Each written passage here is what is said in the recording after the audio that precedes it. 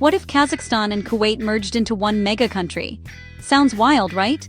But let's take a moment to actually picture it. One's massive and famous for Borat, the other's tiny, rich, and hotter than a dragon's sneeze. They couldn't be more different. It's like pairing a bear with a falcon. Unexpected, but you know it'll be interesting. The possibilities are endless. Both are at crossroads. Kazakhstan's reinventing itself.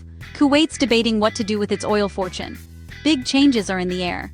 So, let's imagine the chaos and comedy of this union. It's going to be a wild ride. Grab your popcorn.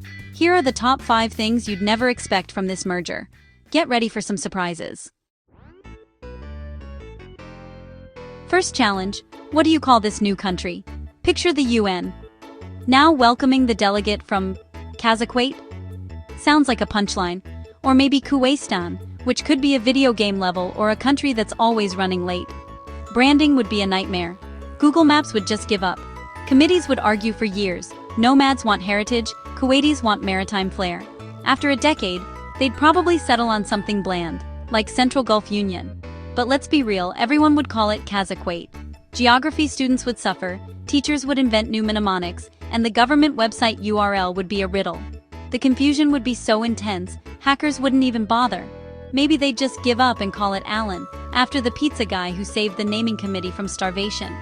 So, welcome to Alan, formerly the glorious union of Kazakhstan and Kuwait. It's confusing, but at least it's memorable. And that's the first international incident sorted. Next up, food, the real heart of any culture. Imagine horse meat shawarma. Yes, really. Breakfast, sweet Kuwaiti balalit next to a bowl of Kazakh kumis, fermented mare's milk. Your stomach's not ready. The national feast, a whole roasted lamb stuffed with kazi, the Kazakh horse sausage. Surprise? Dessert? Deep-fried cottage cheese balls drizzled in date syrup. It could be genius or a disaster. 5-star restaurants would serve deconstructed matchboos on hand-pulled noodles with camel's milk foam. Food bloggers would lose their minds. Home kitchens would be a battleground of spices and techniques, Kazakh grandmas and Kuwaiti aunties in culinary standoffs. The food would be weird, wonderful, and full of heart. It's a story of two worlds colliding on a plate. You'd need a strong stomach and an open mind. But isn't that what adventure is all about? Who's up for Boursak stuffed falafel? Now, let's talk oil, because this new country would be an energy superpower. Kuwait's swimming in oil, with fields that seem to stretch endlessly beneath the desert sands. The black gold here has fueled skyscrapers, luxury malls, and a lifestyle envied by many. But that's just the beginning. Kazakhstan's got reserves for days. Its vast steppes hide oceans of crude, and the country's already a heavyweight in the oil game. Combine these two, and you're looking at a nation with enough oil to make even the most established producers nervous. Merge them, and OPEC would be sending fruit baskets just to stay on their good side. The national budget? Astronomical. Oil exports would skyrocket, and the world would be watching every move Kazakhwait made, hoping for a piece of the action. Gas stations would pay you to fill up. Seriously, with so much oil, the government might just flip the script and reward drivers for using their abundant resource. Infrastructure? High-speed rails inside climate-controlled tubes with water parks halfway.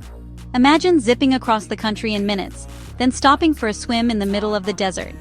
The possibilities for public projects would be endless, limited only by imagination.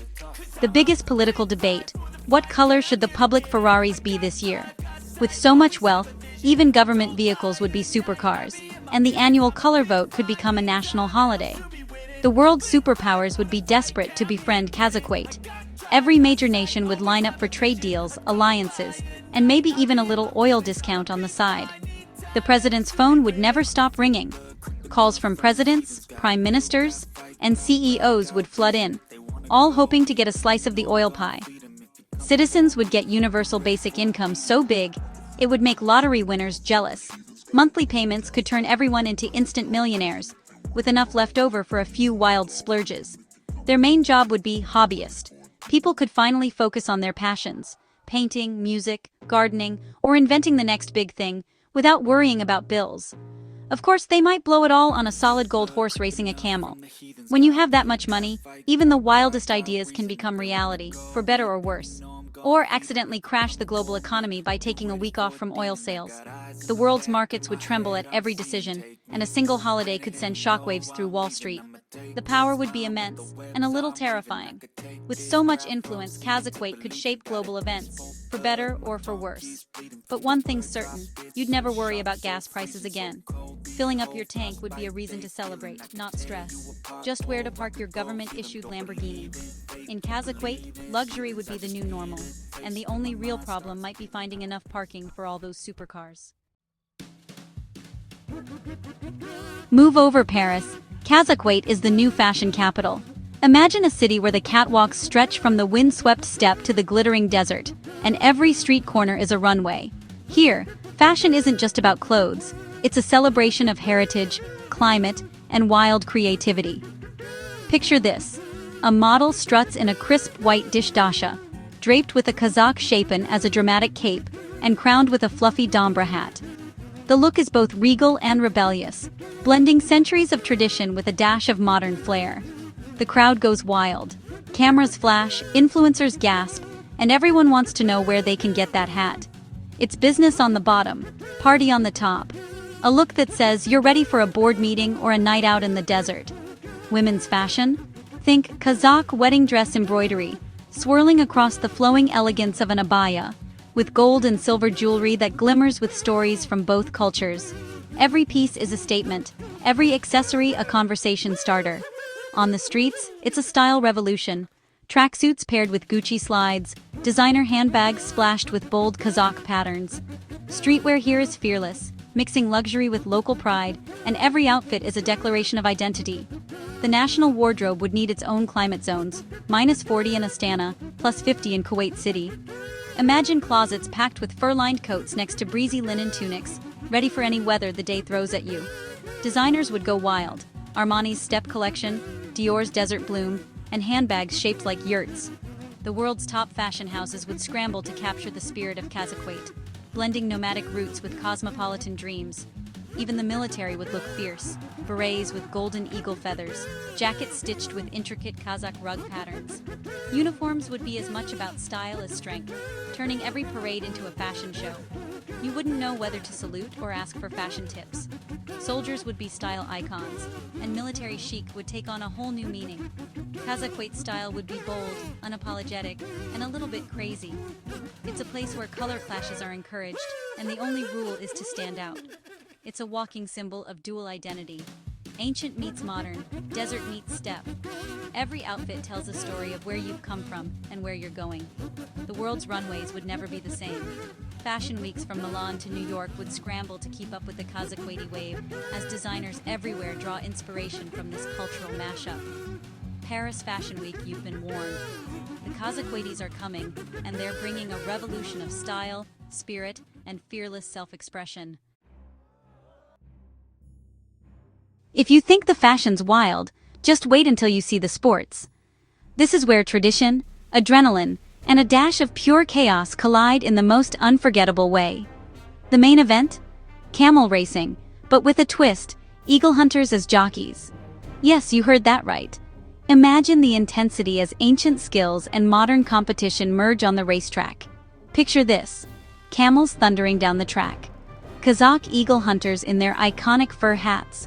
Golden eagles perched regally on their arms, scanning the horizon for their next target. The rules? They're as wild as the event itself.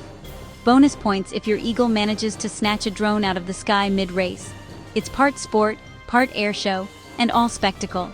But beware, fouls are just as creative. If your camel spits on another racer, you're out. And trust me, these camels have attitude. The betting scene? Absolutely legendary. Picture the crowd. 50 dinars on Rashid, but his eagle looks sleepy. The stakes are high, and the banter is even higher. And that's just the beginning. Other sports? How about kokpar, goat polo, where Central Asian grit meets Gulf billionaire glamour? It's a collision of worlds, and everyone's here for it. Hello, Mr. Al-Sabah. We need a new goat for the semi-finals. Only in this mashup could a livestock emergency be a sporting crisis. Winter sports? Of course. Ski resorts inside desert domes, where Kazakhs look unimpressed, and Kuwaitis try skiing in flowing dish dashas. It's snow meets sand, and nobody's quite sure what season it is.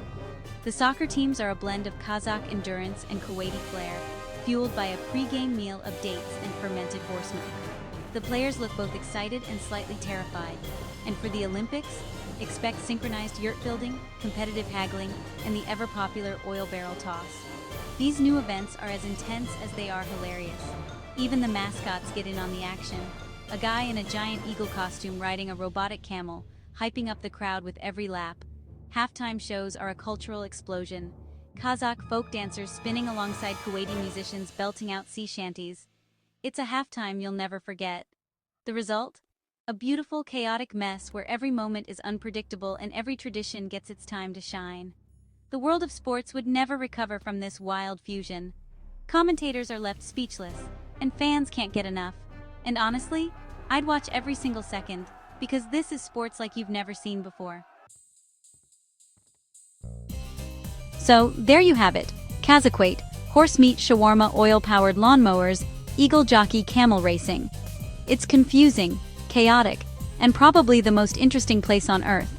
From its unpronounceable name to its climate-defying fashion, it's proof that smashing opposites can create magic. Of course, this is all just a fun what-if, but it shows how culture, history, and geography shape nations, and how wild things get when you mix them up. If you enjoyed this ride, smash that like button and follow for more weird ideas. And tell me in the comments, what country mashup should I tackle next? The weirder, the better. Thanks for watching.